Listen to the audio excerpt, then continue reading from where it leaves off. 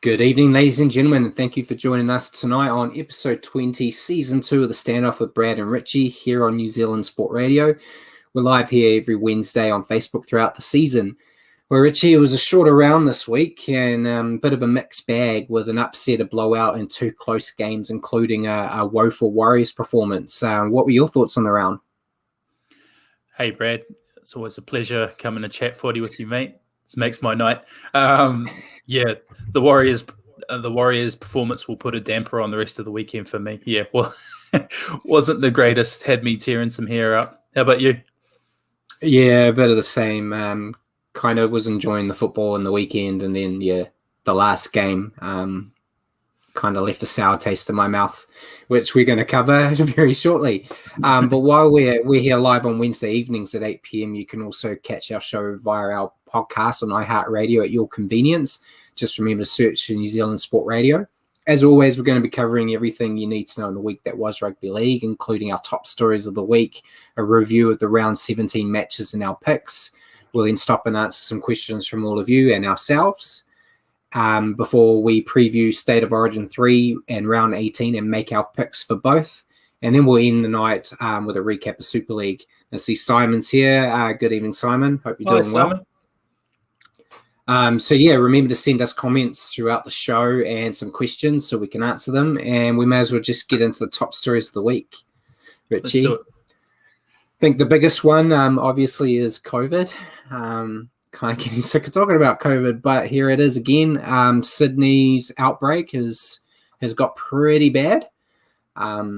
And it's caused the NRL to completely relocate the entire competition to Queensland for anywhere up to 3 months. They've said the 12 teams affected have been split into 3 hubs. So I'll just break the hubs down before we just chat about it. So we've got the Sunshine Coast hub, which is Panthers, Knights, Roosters, and Manly. The Gold Coast hub, which is the Bulldogs, Eels, Rabbitohs, Raiders, and Warriors. And then the Brisbane hub, which is the Dragons, Sharks, and Tigers. So before we move on to some more details, what are your thoughts on this whole relocation? Well, it's pretty much necessary with what's happening. So, the Warriors, it's kind of like business as per. We haven't been at home anyway, and you know our preparation and everything this year hasn't been ideal at all, even on the weekend, with our caterers and us having to stay on our bus. So we're used to disruption this year and the year before. Hopefully everyone moving to Queensland, some of that Queensland losing spirit will rub off on the teams around us. But it's just kind of necessary. Yeah, and Simon's put Melbourne Storm back in Melbourne. Yeah, so Melbourne are fine because Victoria's doing okay for the time being. I think if that changes, you'll find they'll probably fit into, I'd say, they would go to the Sunshine Coast, I imagine, since that's where they've been anyway. But for the Queensland-based teams, they're all going to be playing out of Suncorp, Cbus Super Stadium, and Sunshine Coast Stadium. And the draw is going to remain the same, which is a bonus. There's not too much disruption there. And they were talking numbers in terms of value. They were saying that it's going to cost the NRL between 12 and 15 million a month to host all these teams. And they're envisioning it could go as long as 12 weeks, which could potentially also mean the grand final may be played at Suncorp potentially. Which is the first time the grand final wouldn't be in Sydney in the history of the NRL, which is kind of a big deal. But it's the cynic in me, I guess. I may as well get my little rant out of the way early.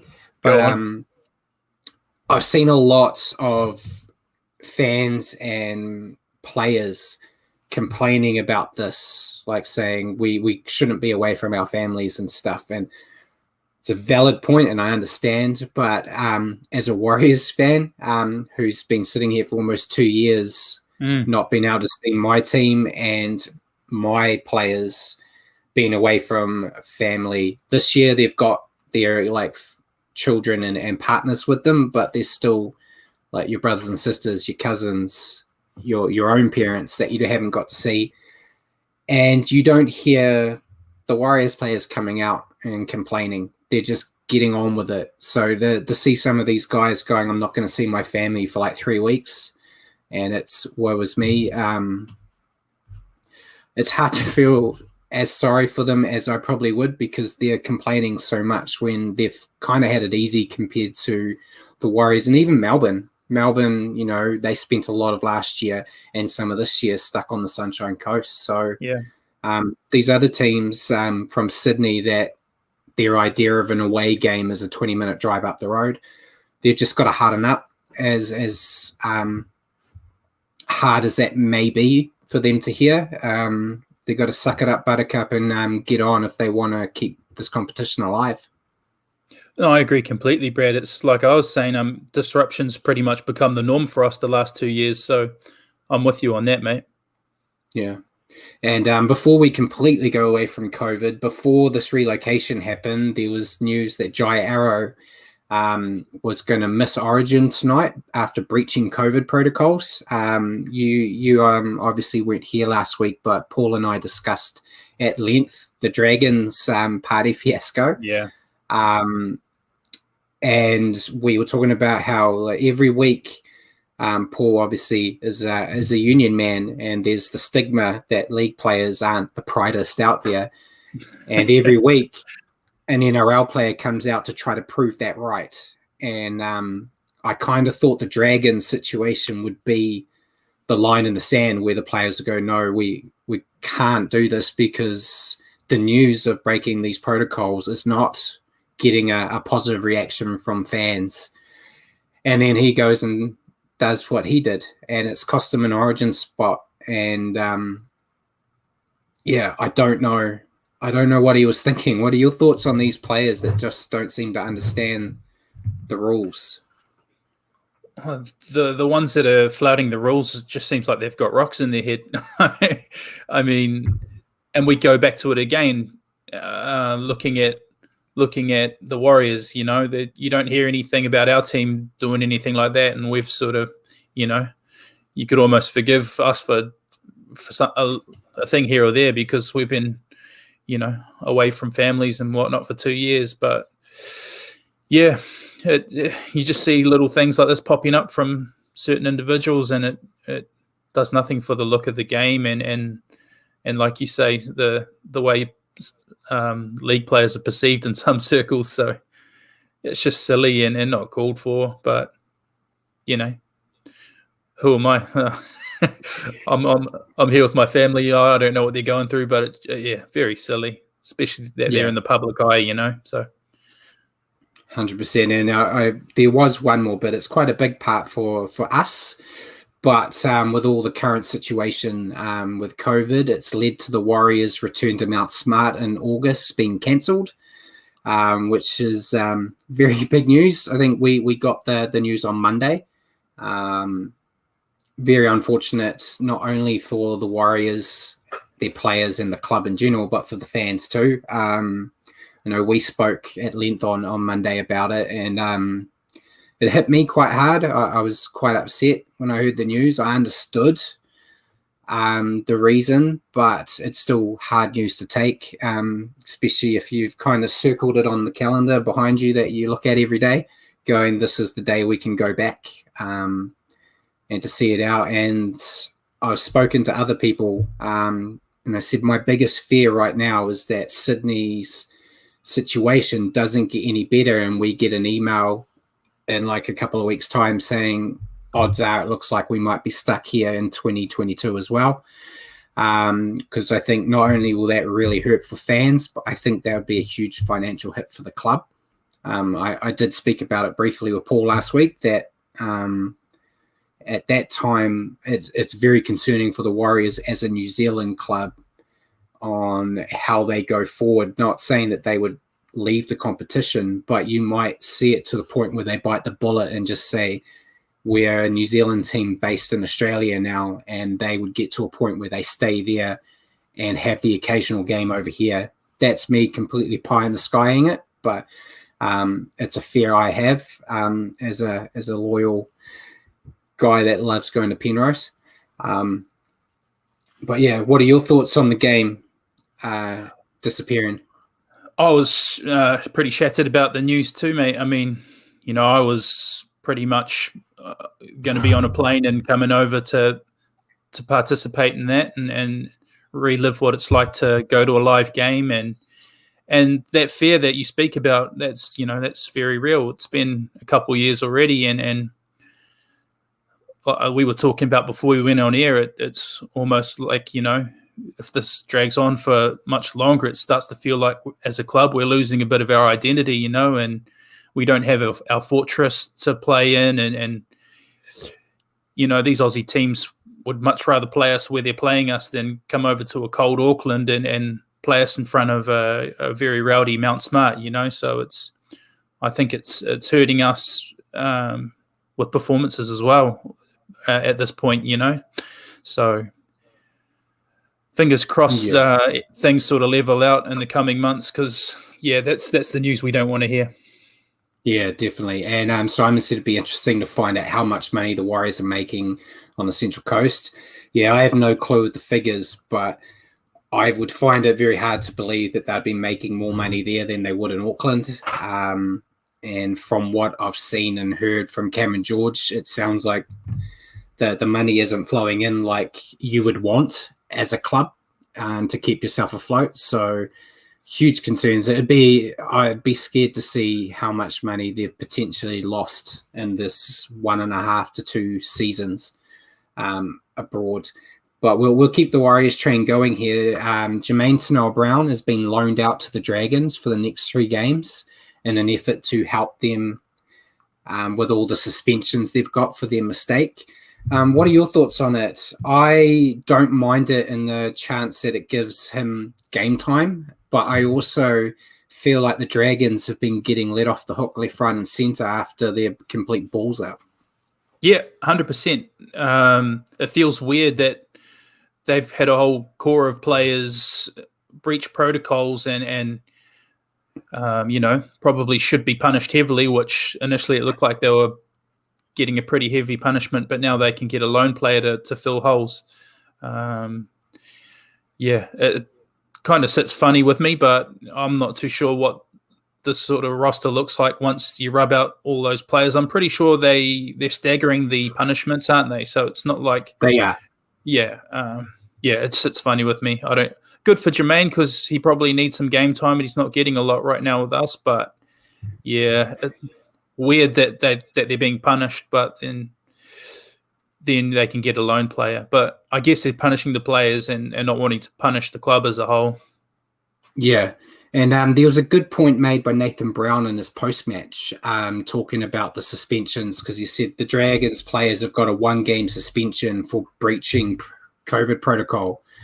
But his players and Will Chambers from the Sharks, they're missing 2 weeks because of quarantine by not breaking the rules, because they did everything right. They missed 2 games, but a guy that goes out and breaks it only misses 1, which I completely agree with. I think they should have done it the same. You miss how much time as if you had to go into quarantine. But the NRL made its choice and we have to live with it. It's just, it feels like they're just getting let off the hook a little bit too much for my liking. But I think this punishment that they've got is going to see them eventually fall out of the top 8. So maybe that's a better punishment than missing the playoffs.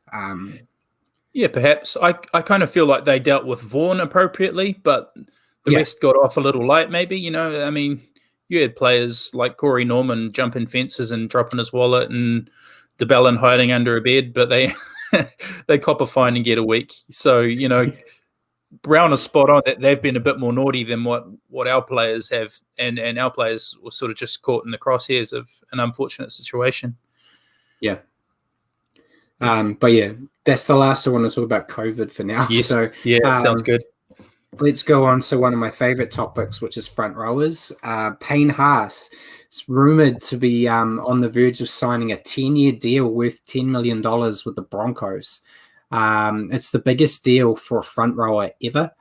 What are your thoughts on it? I think it's a bit of a gamble. I might sound a bit controversial here, but I think the big 10-year deal the Cowboys made with Jason Tomololo has been a mistake. Yeah. I think they're definitely paying him over what he's worth now because of what he was worth back then. And I think you go 5-6 years into this deal, if it does sign, will Payne Haas be the player that they think he will be at that time? Well, yeah, it is a weird one, and you're spot on with the Tamalolo comparison. I mean, Payne Haas is a brute of a guy and the cornerstone of Brisbane's pack and probably their best forward. So probably worthwhile, good money, and he should be on a good chunk of coin as one of their marquee players. But the 10 years thing is weird for me. You know, like you say, he is a young man, but in 4 or 5 years' time, is he still going to be having that same impact? You just don't know. So it's It's just it's the length of the deal, not the money. If they want to pay him $1 million a year, that's fine. But 10 years. Simon's just said, what if he breaks his leg in the next 4 years? Yeah, there's so much that can happen. How many players have we seen this year alone have to retire due to a freak injury or due to concussions? And I don't hope anything bad happens to Payne Haas because I think he's a fantastic player. But 10 years is just such a risk for a club to invest in a guy. I like the idea of 2 and 3 year deals. I think you get the most out of your player. We saw a few years back, you go to Isaac Luke, when he was in the final year of his Warriors contract, he played some of his best football he had in years. So he was fighting for something. If you've got that safety blanket of a 10-year deal, I'm not saying he's going to back off, but you never know. You know, you don't have the best game. You're still going to have a couple of years up your sleeve. You're not fighting for a contract. I know. I feel it kind of secures both the player and the club if you have those shorter deals. Last thing you want is in 8 years' time, the Broncos go, mate, we're going to have to cut this contract because our salary cap's out of whack because we didn't plan this properly. Who's to say Tyson Gamble doesn't become the next big thing and you need to actually throw millions of dollars at him to keep him around? And then, you get into that situation where your cap's out of whack. Yeah. I don't know. It just seems risky to me. Yeah, 100%. It does have ramifications on your salary cap as well. So, it's the gamble they're taking, you know. So yeah. So I'll keep an eye on it because it hasn't been officially announced. He's got a bit of meat left on his current contract, so I'll keep my ear to the ground and we'll update you guys as soon as we know more. Joseph Suwali's my next bit of news. News came out yesterday that he will be out for the rest of the season after injuring his ankle during training, requires surgery. But more bad news for the Roosters. Another player out for the season. It's hard to judge the kid because of his age, but I think he's been a bit of a bust.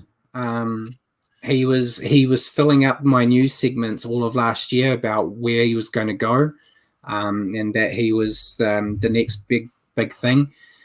And I think he's been outshone by, I would say, Sam Walker, Reece Walsh, and Dane Lowry.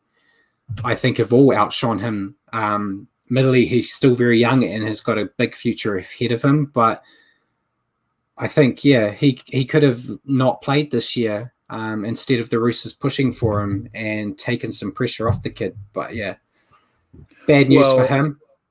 We were kind of saying that before he made his debut, weren't we? We were sort of both in agreement that it's probably a little too early for him.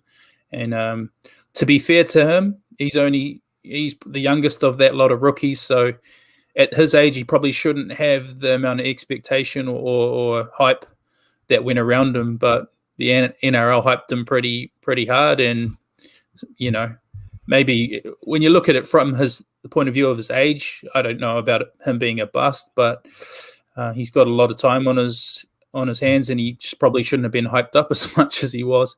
But I think if you look at the Roosters, they've been pretty decimated, probably worse than anybody in terms of injuries. So it's probably out of necessity that they brought him in. But doesn't get any better for them. They lose him as well, and they'll just have to get to the end of the year with a patched up squad. I've got to say he's a bust, just so next season you can bring this back and go, he's 20 million points ahead of everyone in the Dally M and the best player on the planet, but you said he was a bust. So I've just said it here so I can dig a hole for myself next season. Nice. And the last bit of news before we go into our reviews of the games is the World Cup. It's still a bit scratchy, the news, but the news I've seen so far is that the World Cup will go ahead this year. But Australia and New Zealand haven't officially signed on to participate due to health concerns for their NRL players, due to having to quarantine to get in, having to quarantine to get out. That's effectively a month. And it will bite into the season next year for NRL. So they're not too sure what's going to happen there. If they do completely pull out, potentially it means that we could see expat Kiwis and expat Australians teams represent with just Kiwis and Australians that play in the Super League, which could be interesting. There's some very good players for both countries up there, so I think they would still be competitive. But I think it would take a bit of sting out if you take the NRL players away, that effectively the majority of Tonga, Australia, and New Zealand key players wouldn't be there, and it would kind of make the World Cup not as interesting. But speaking to people I know in England, they're kind of saying their COVID situation's a bit better than what it is in Sydney right now. So by the time that time comes for World Cup, it might be a lot better. I think if it got to the point where New Zealand or Aussie didn't sign on, if the NRL players weren't going to participate, you might as well just can it, really, hey? It would take all of the sting out of the World Cup. That's all the best players, and it would have a huge asterisk next to whoever won it. I mean, it would be hard to take it seriously as a tournament, but we'll just have to see how it develops. If all the players are available to go, I think New Zealand and Aussie would be the main two favourites to take the comp out. Yeah, definitely. And Simon's also said he doesn't see the point if Australia, New Zealand, Pacific teams aren't involved. Exactly. Yeah, I think so too. I think it sounds like they have decided they've invested enough money into it that they have to go ahead and they'll make do with what they can. I think if the COVID situation continues getting better in the UK, then it should be fine. It's all about the time. If you lose your players for a month so they can go, they still, even if the World Cup was down here, they still view the NRL as better than the World Cup, the Australians and the NRL in general. So they would rather their players play NRL than internationals, which we've spoken at length. And Simon's also mentioned that the NRL also provide the players for Lebanon, Greece, and Italy. Yeah, the NRL, most of your smaller nations in the World Cup have one or two decent NRL players kind of keeping them alive. So I think it would be very lackluster, and it would basically just be a way for the UK to get England to win the World Cup in the UK. As facetious as that makes me sound. But I'll keep looking into it because there hasn't been an official release on this news. It's kind of just been drips and drabs that we've got. So hopefully next Wednesday we'll have a bit more information on it so we can cover it then. So we may as well get straight into the short round with the first game of the week, which was Raiders defeating Manly 30-16. Surprise of the round for me. I think you text me before the game started saying, "Oh no, Tommy Turbo, I should have changed my pick." Yeah. I kind of thought the same, but then as the game kicked off, I was like, we saw Manly kind of get over that hoodoo of playing without Tommy Turbo, and I thought the Raiders can't beat their own reserves right now, so it should be an easy win. But I was wrong. The Raiders played really well here. What did you think of the game? I was exactly the same as you, mate. I thought, even without Tommy Turbo, I thought the Sea Eagles are in enough good form, and the Raiders were in such poor form that they should still get over them. But it just didn't turn out that way. And I guess another example of how important Tommy T is to Manly. He is their main guy, and the Raiders look good.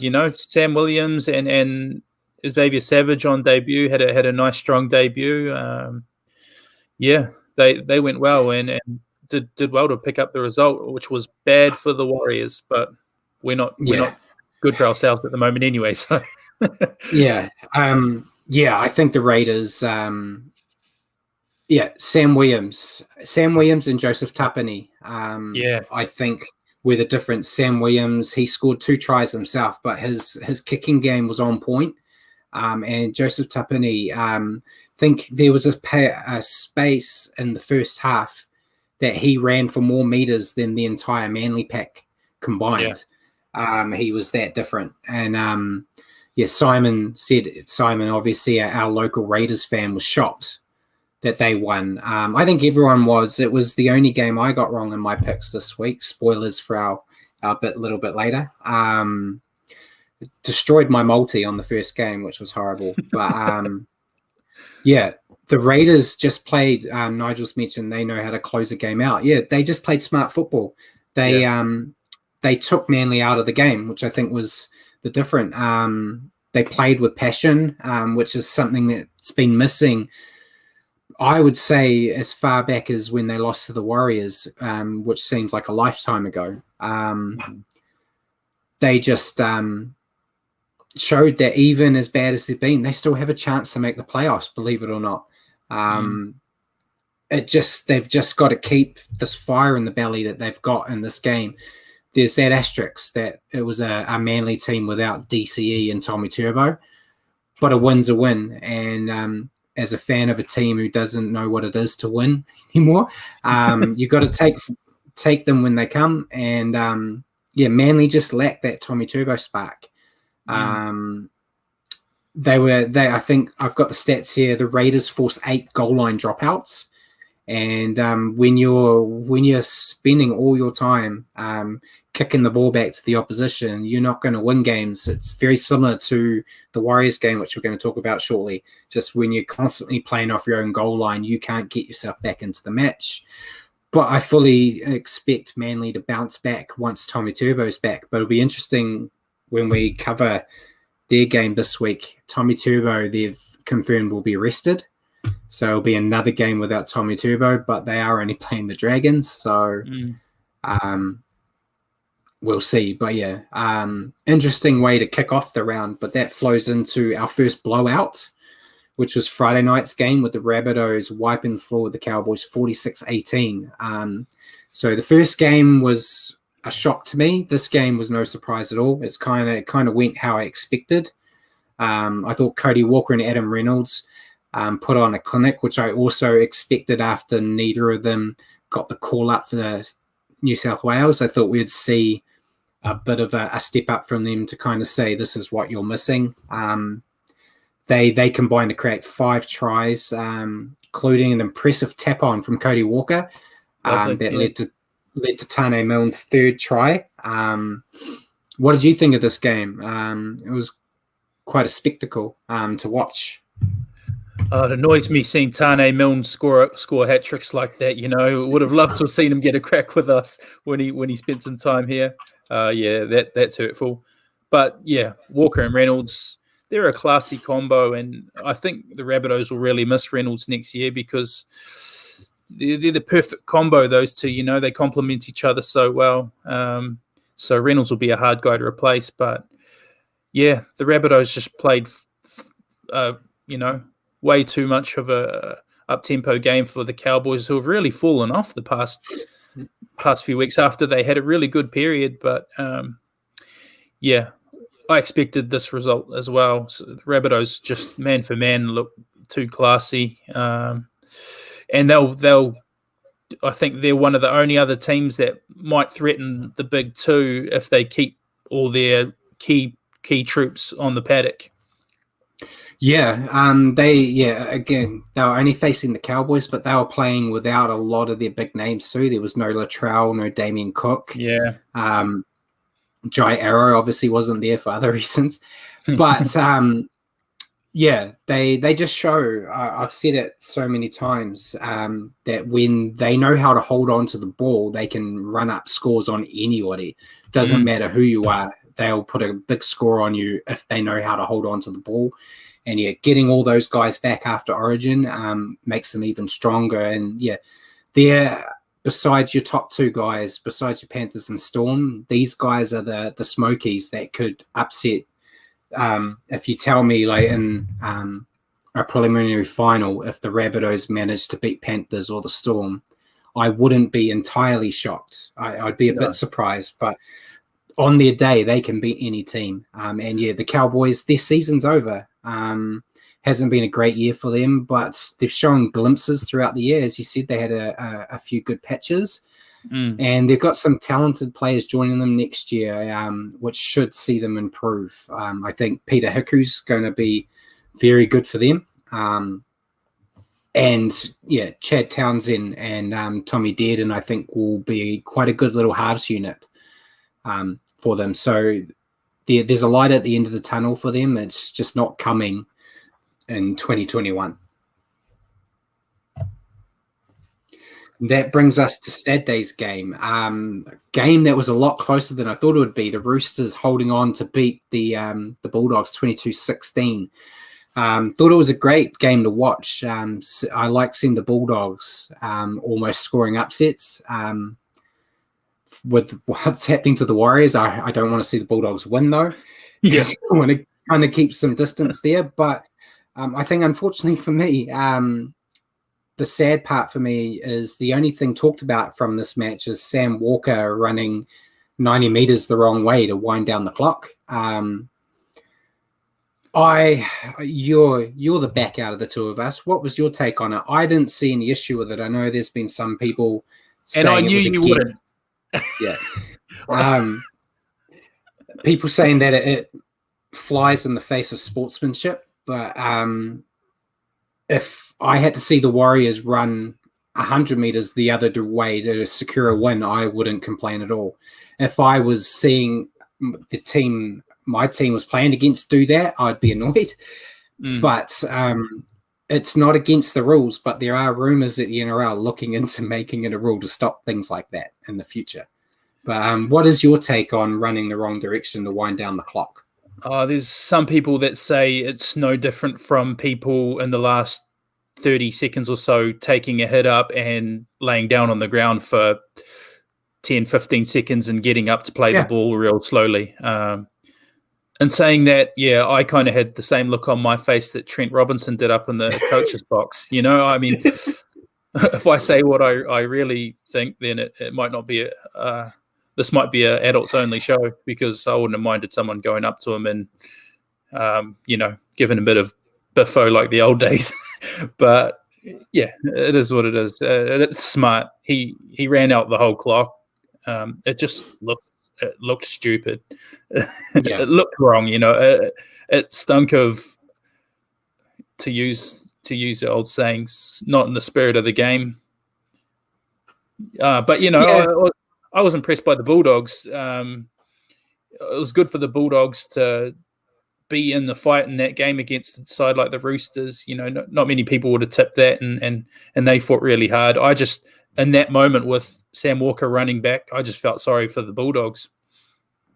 Yeah, when I saw it, I was kind of hoping that someone in the Bulldogs team would be able to manage to catch him and do like a one-on-one strip and score a try off it, because as much as I don't mind what he did, I think it would have been funnier if he did that and he made a mistake and cost his team the game, because it's kind of a dickhead move, if you will, doing that. It's kind of like the cocky kid that can do everything, kind of showboating in a way.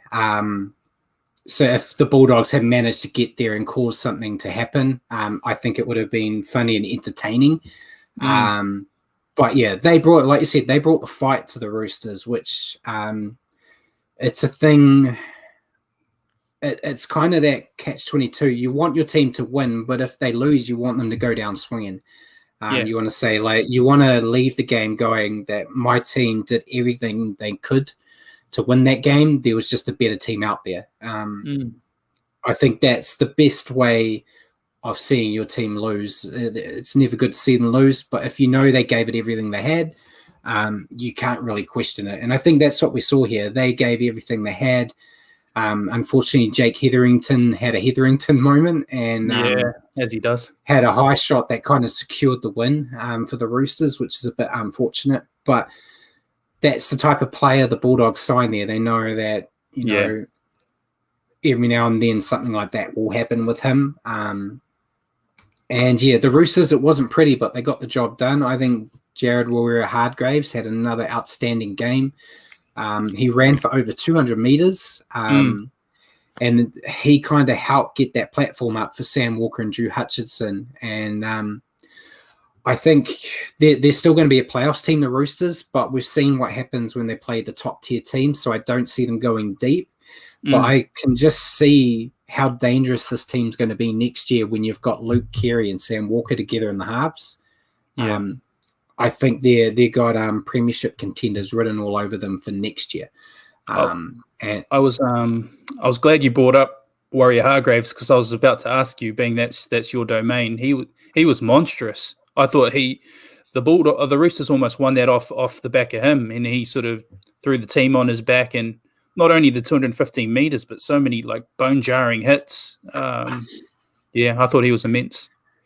And there was a moment, it's a lot easier to hear it now because there's no fans there, but there was a moment where Morris mistimed his defensive run, and you could hear Hargreaves ripping into him with the mics about making the mistake. And it's not an experienced forward ripping into a rookie. Morris is very experienced as well. So it's good to see he's got that leadership quality there to... It doesn't matter who you are, you've got a job to do. If you do it wrong, he's going to call you out rather than be quiet because you're one of the experienced guys too. So it's good to see, and they need their experienced guys to step up with all the injuries they've had. So, I think it was a great win from them. They're kind of the opposite to the Warriors at the moment, where the Warriors are losing by small margins every week, and the Roosters are winning by small margins. It doesn't matter who you play; it's always a small margin win, or Warriors a small margin loss. So, I definitely know what side of it I'd rather be on, but just shows that they don't have the tools in the tank really to blow out teams, but they can get the job done, which is what you need, especially if you with the ladder as close as it is. But that takes us to the last game. Let's skip it. Here from the Stand-Off Rugby League show on Wednesday nights. The Sharks have inflicted another defeat on the Warriors, 20 points to 12, and left the Warriors' chances of finishing in the top 8 hanging by a thread. The Warriors actually scored first, with Reece Walsh collecting a grubber to score, but then some basic errors and poor defence by the Warriors let the Sharks back in the game with 3 unanswered tries. And then the Sharks kicked a penalty goal before halftime to take them to halftime 20 points to 6 up. The Warriors did peg back a try in the second half with Roger Tuivasa-Sheck dotting down, but it wasn't to be for the Warriors, and the Sharks hang on for a much needed 2 points in this game. Look at the tears in those eyes. I was just going to say, listen to the heartbreak. I can't let you skip it over, guys. I've had to step in there and get a match report. You can feel the heartbreak. It was cancelled due to COVID. Never happened. But yeah, you could hear the heartbreak there. I'm very thankful that you do those for Paul for his weekly or his morning news update, because I don't know if I could do it. That one was difficult, let me tell you. So as you said there, heartbreaking. I thought the Warriors had this game in the bag. I still stay after that 80 minutes. I still think the Warriors were the better team for an hour of that game. There was just that 20 minutes at the end of the first half where the Warriors disappeared. That's when the Sharks scored all their points. They didn't score any more points. It was just in that 20 minutes that they managed to put their 20 points on. And that was the end of the game, really. The Sharks couldn't score any more points in that second half, but they did enough to make sure the Warriors couldn't. The Warriors did not help themselves. They made plenty of errors. But Sean Johnson, in probably the only highlight for me, Sean Johnson completely destroyed the Warriors by with his kicking game, keeping them on their goal line, which was horrible to see right now, but hopefully that's something that continues next year when he's wearing a Warriors jersey. Yeah. But yeah, that was a silver lining for me, seeing that. That was the one silver lining, because that just outlined to me exactly what we're lacking. You know, our halves at the moment are really struggling to put any sort of attacking flow into our game, and you know, to see Sean go out there and pretty much take that game on his back and pin us in our own end after they'd scored all those points in that little period, and then he pretty much said, "You guys aren't going to take this game off us." Yeah, really tough to watch. And then they were doing all those stupid try celebrations. This is me being really salty now, but yeah, I was throwing stuff.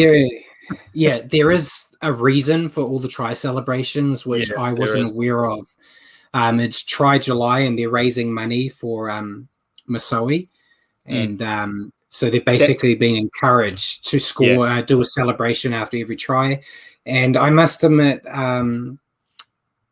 Braden Ueli's celebration has got the try celebration of the year for me, where it legitimately looked like he punched out one of his teammates. Because of the camera angle, it was kind of quick. All I saw was him throw a punch, and I thought he had hit one of the Warriors players for something.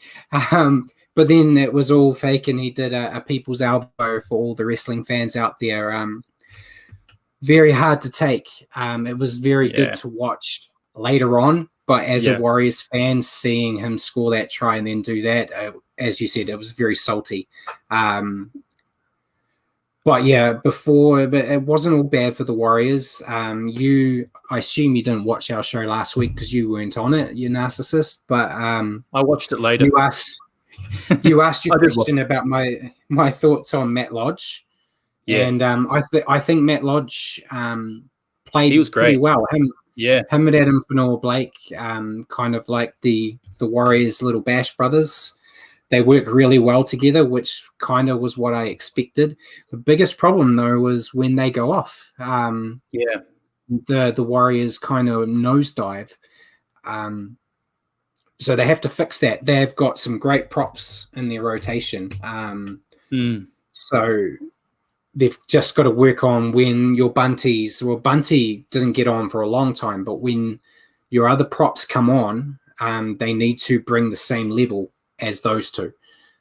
Even if you stagger it, where I don't even get me started on Nathan Brown's interchange rotation. But yeah, I think they they did really well in the pack, and it was the halves that let them down.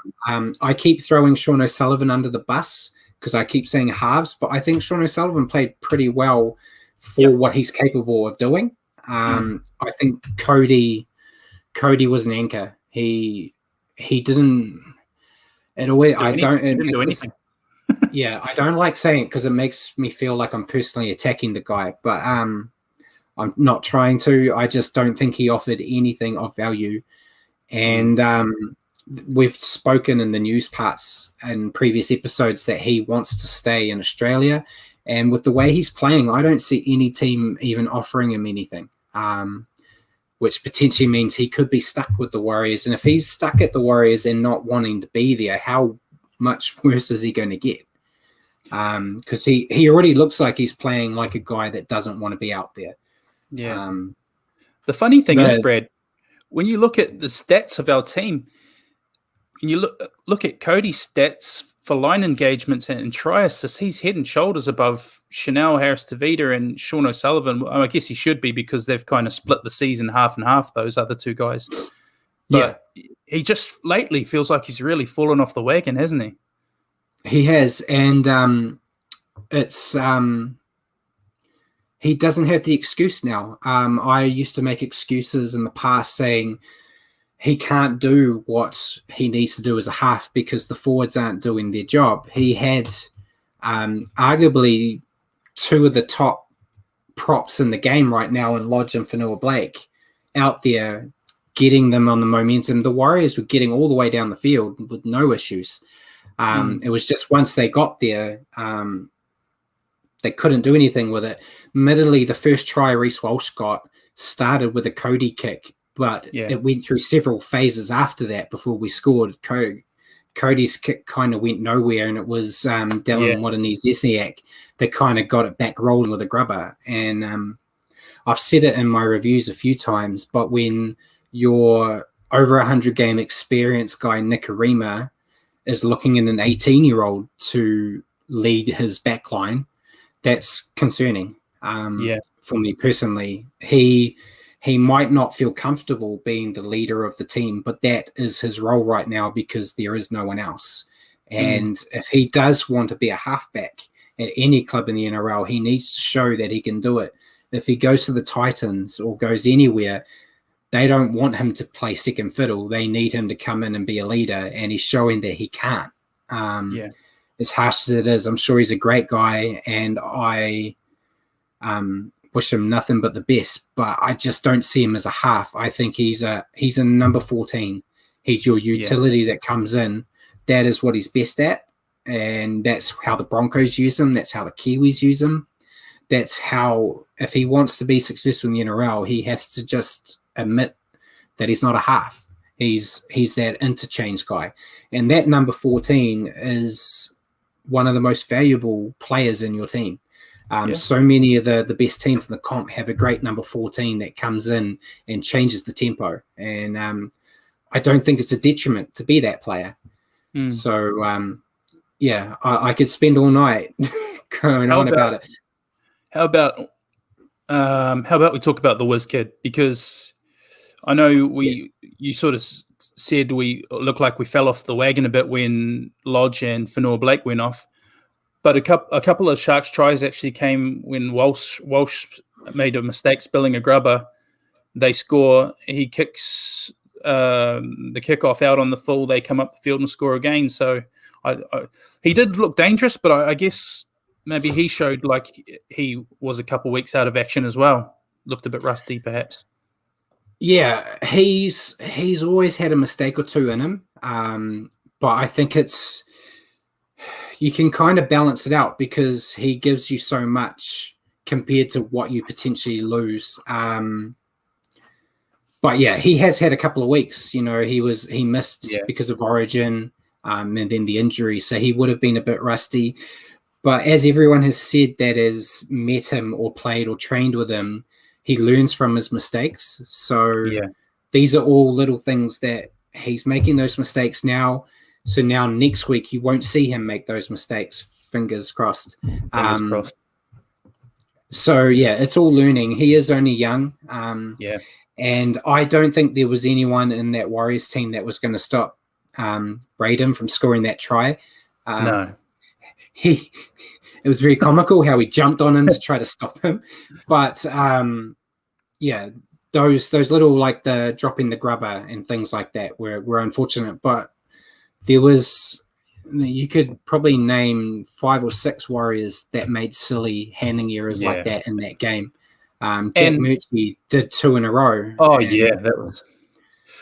Our attack does look a lot better with him there, though, doesn't it? Like, despite a mistake or two, he does make us look that bit more dangerous.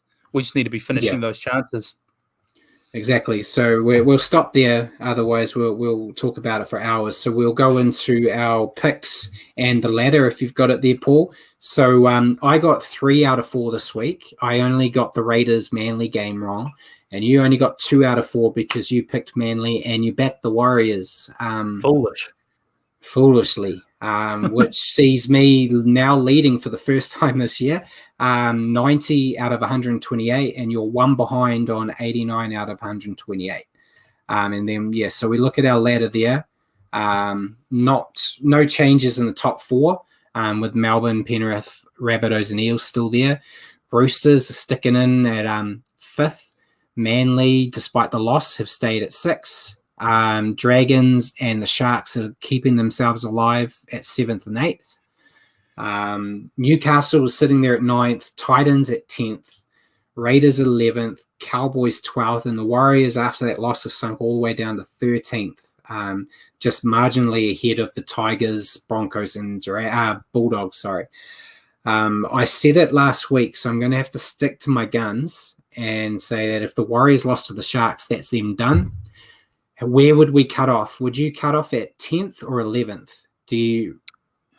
I'm going to give Canberra a wee outside chance and cut off at 11 because Canberra looked decent on the weekend. I just feel like there's such a gap between the top 4 and the rest. No, and I'd probably throw Manly in there when they've got their key players. But this season's just been such a top tier, and then the rest just battling it out. It's been a funny old season like that. We've seen most of the bottom half of the competition getting blown out by the top teams. But exactly, 7 and 8, 7 and 8 is very open all the way down to Canberra. I think we've seen it for a while now. But whoever out of those 5 teams, 7 down to 11, can get a few results go their way, that they can lock it in. Yeah. Who do you think? Who do you think it's going to be? I think the Dragons are going to fall out. But I've been saying that.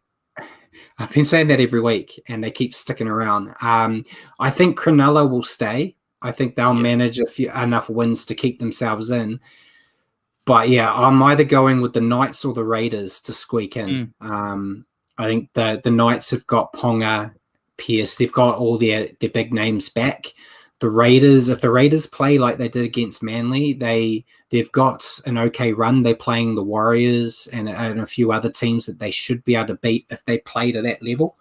But yeah, I think Cowboys and Warriors, I think are done.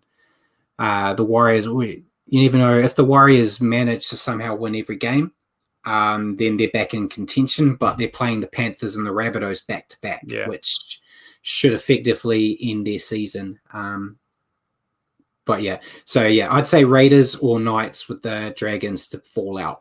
I think the Dragons with all their naughty boys being suspended, I think that they'll drop out for sure. Yeah. So that's the table. And are there any questions, Paul, or did we kind of answer them as we went, like I always seem to do? You've been answering them as you've gone along, really. So yeah, I'm too efficient. Apologies. But we do have questions that we write down for ourselves, Richie. Our questions are very similar this week. I will go with mine first because yours kind of segues into our predictions. So sure. My question was, what's happened to the Warriors? They've lost 5 in a row now. How do they turn things around?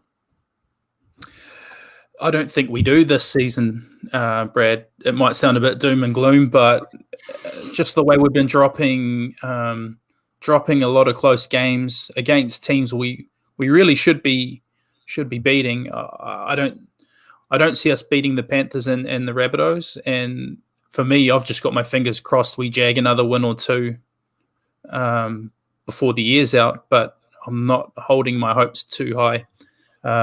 I just feel like playing away from home now is starting to weigh on us, and we haven't been able to put the same team on the park for 2 consecutive weeks for such a long time. You know, we're getting hit pretty hard with the injuries like the Roosters have, but we don't seem to cope with it like they do. And we're just lacking consistency, and it shows with our halves. You know, the partnerships just aren't there, and it's affecting our performance. So, yeah, it does sound doom and gloom, but I don't think we will turn things around this year. I'm pinning all my hopes on next year.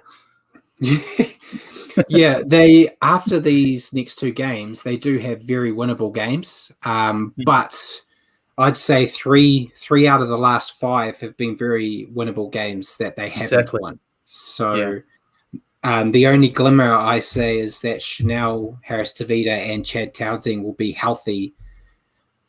Chad could be playing as early as this week. But in a couple of weeks, Chanel's back. And I think if you have those two in the halves and potentially kick Cody to that 14 role that I keep going on about, they should have enough to beat. They have the Broncos and the Bulldogs in the run home. And they should be, if they don't beat the Bulldogs, there's serious issues. No disrespect to the Bulldogs, but I just feel like the next 2 weeks will write us off. That's all I'm saying, I guess. Yeah. So is the problem Nathan Brown, or is he still the right man to stay in charge next year? Brad, I don't think entirely his problem. I think perfect storm of different problems. I think. Perfect storm. I personally, I don't like doing this because he's a former prop, but it's Justin Morgan's fault. I want him gone. Justin Morgan is the defensive coordinator of the team. And if there's one thing the Warriors have been horrible at this year and in patches last year, it's their defense. You look at those 20-minute periods that happen every week. There's a 20-minute period where the floodgates open and their defense doesn't hold its shape. And if he's the guy that's organizing the defensive game plan, it's got to fall on him. But yeah, it's we've spent well over a decade firing coaches because they're not getting wins, and it's never worked. It's never worked in the past. It's not firing coaches now is not going to change it. And if there's one thing Brown's been good at, it's been developing teams. So even if he gets them to the point where they've got a good little team going. You see, Simon's. I've got an earbud. Simon's telling me these things as I go. If he can get the team to a point where they've got a good roster, and then someone else comes in and takes over, but like you've seen at Newcastle with Adam O'Brien, then so be it. But yeah, he's only been there a short spell, and in his first year as the coach of the club, having to coach a whole bunch of Kiwis that are missing their family at home. I don't think you can. There's too many outside influences to sit there and go, "This is your fault, Nathan. Let's kick you out and get someone else." And there's no one else. Do you think it's not like there's 100 top tier first grade coaches waiting around for a job, because there isn't. There's not. But do you think those defensive lapses you speak of, do you think that's got anything to do? Maybe not so much of a coaching thing, but maybe it's got a bit to do with 1 week we've got Aitken at centre, then the next week we've had Berry or Pompey. You know what I mean? Like we were saying about those combinations changing every week. Possibly, but they're all training together. So in theory, the game plan shouldn't change too much. But yeah, it's hard to say because we're not there.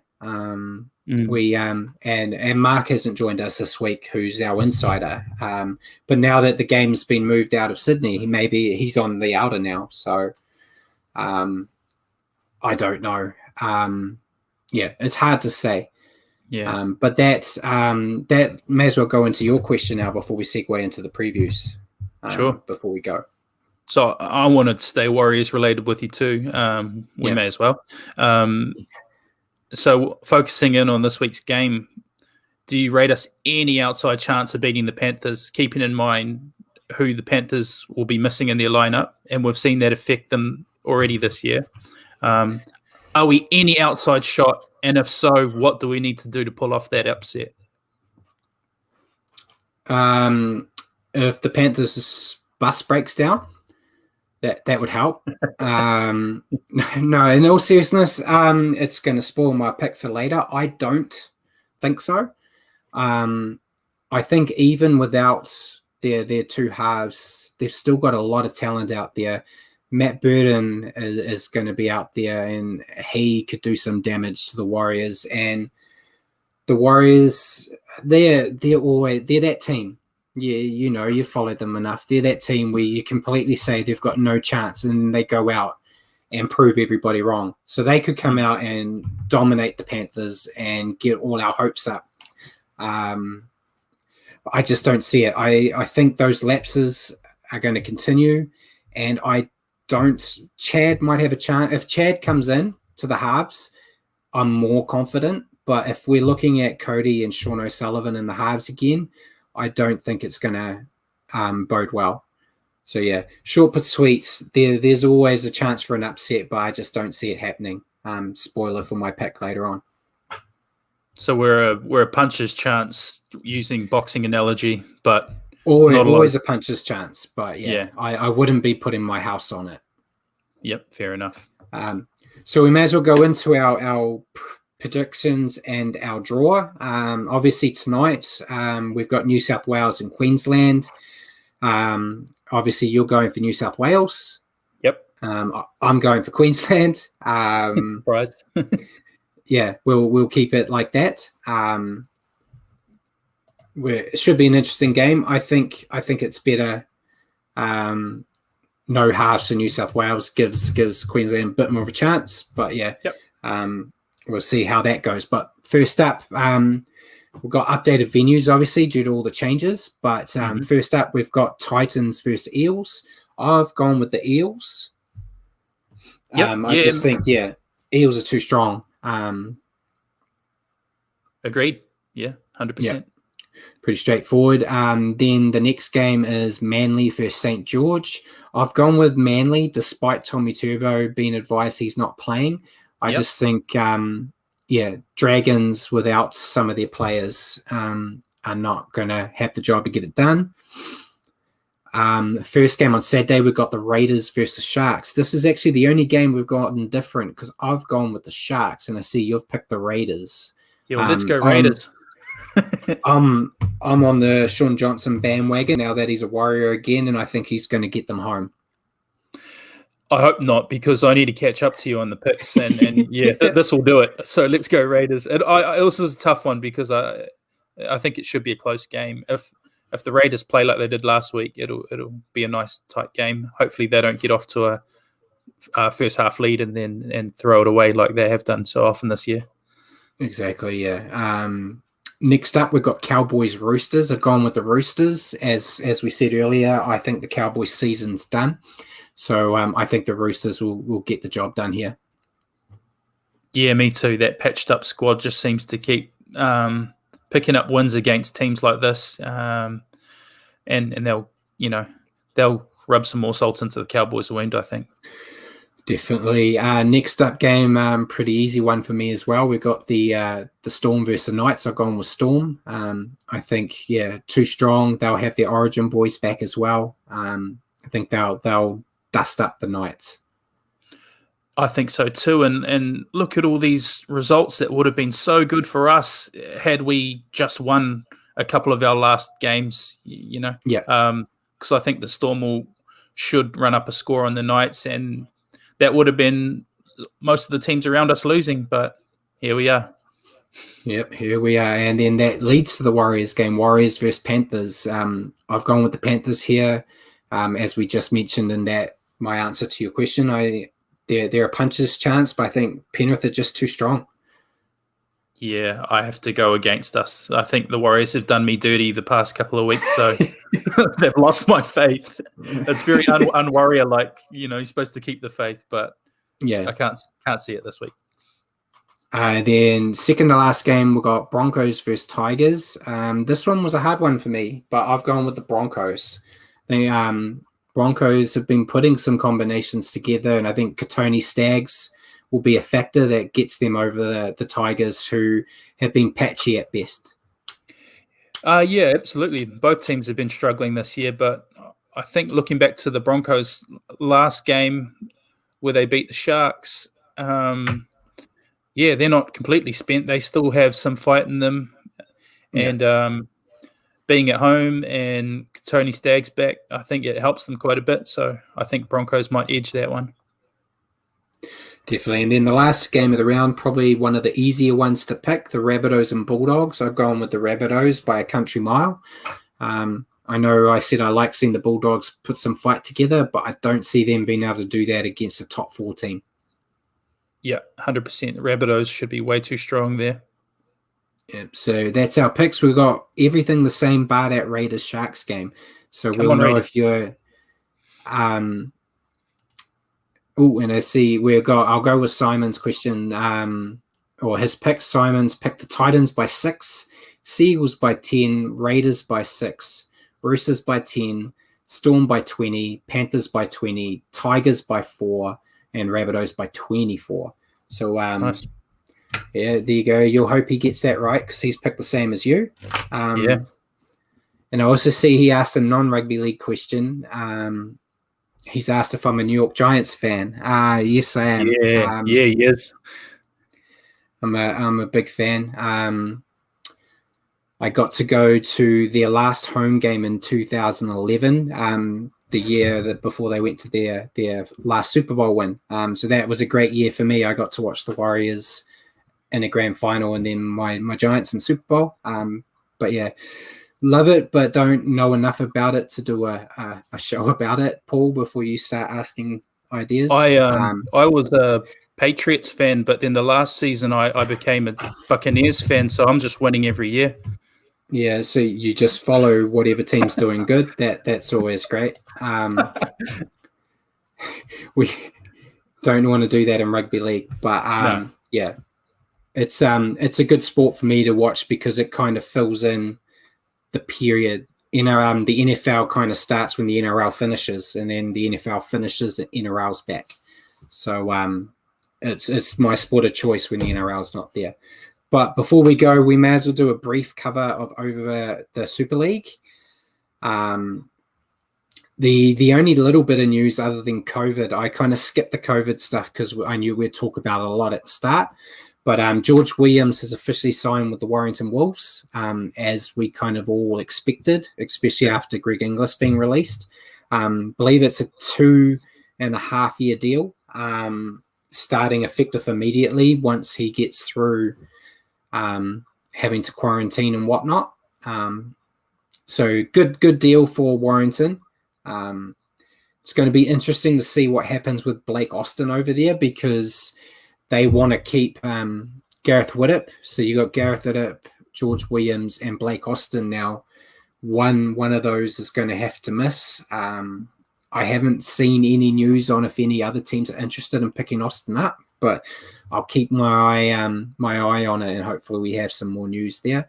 I see poor Simon says he's a Minnesota Vikings fan. I don't know how you get through the day being a Raiders fan and a Vikings fan. Tough times for both. But we go into our round 14 review. 2 games were postponed. The Hull FC Lee and Hull KR Warrington both got postponed due to COVID. So we only had 4 games play. We had Catalans defeat Leeds 26-18. St. Helens defeat Wakefield 30-14. Wigan finally got a win again after what seems like an age, beating Huddersfield 16-12. And then Salford wiped the floor with Castleford 70-18. So quite a big blowout there. And yeah, then the 2 postponements. This week's a bit different in terms of for the preview. Round 15 officially starts after our next show, so we'll cover it then. But this week there's 3 games which are basically catch-up games. So games that were postponed in other rounds are getting played this week. So our round 10 clash is getting played between Catalans and Leeds. Then Salford and Wakefield are playing the round 12 clash that got missed. And then lastly, Huddersfield and Wigan are playing their round 10 game. So a bit of a weird situation, but it's just trying to catch up. No idea on when those other 2 games that have been postponed this week are going to happen. But yeah, so just the 3 games that we'll cover next week before we preview the entire round 15. So anything from you before we go, Richie? Give us your score prediction for tonight, Brad. You think New South Wales are going to be the only team to win 3 in enemy territory, or what's your score line? Why do you want to keep talking about Origin? Because I've had so many years of embarrassing results for my team, so I like to drag on these convos. 18-12 Queensland. Nice. Okay. I think it's going to be closer this week. I'll go 24-18 New South Wales. It'd be see Simon's gone with me, Maroons by 6. Nice. Yeah, it's just been hard for me, Richie. As a Warriors fan and a Queensland fan, it hasn't been a good couple of months. Yeah. And I want the pain to stop. So seeing the Maroons win would let me go to bed very happy tonight. Fair enough. But it could happen. Yeah, but that's it for us tonight. So, ladies and gentlemen, thank you for tuning in and joining us on the Standoff with Brad and Richie for your weekly update on rugby league. Remember to tune into our show at 8 p.m. next week here on Facebook or at your convenience on iHeartRadio. Just remember to search for New Zealand Sport Radio. Thank you for joining me tonight, Richie, and good night, everyone. Thanks all.